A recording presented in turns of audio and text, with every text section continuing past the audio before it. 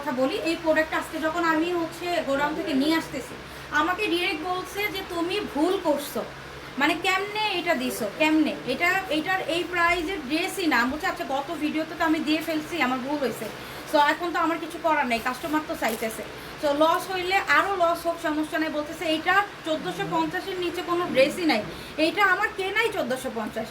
সেইখানে আমি এই ড্রেসটা আপনি সিঙ্গেল কত পাইতেছেন, 800 টাকা, দুইটা নিলে 1600 টাকা, সিঙ্গেল কিন্তু কোনো ড্রেস হবে না। হ্যাঁ, গতবারের একটা কি হয়েছে, এইটা অফার দিছি, মানে আপু কমন সেন্সেরও তো একটা বিষয় আছে। একটা আপু কি করছে, ডেলিভারি রিসিভ করার পরে 3 পিস করছে, তো আপনি মনে করেন 3 পিস অর্ডার করছেন বলে আপনার সাথে এটা হচ্ছিল না, ওই যে বলতেছে 3 পিসের সাথে 3 পিস কই, এটা দেখেন দোপাট্টা এমব্রয়ডারি সিকোয়েন্স ওয়ার্ক করা, তো 3 পিসের দাম আপু 2 পিস আর 4 পিস নিতে হবে। তা উনি রিকোয়েস্ট করতেছে যে আপু আমাকে 3 পিস দেন, আমি তো 2 পিস নিয়েছি, তো 2400 টাকা বিল করে দিয়ে দিছি।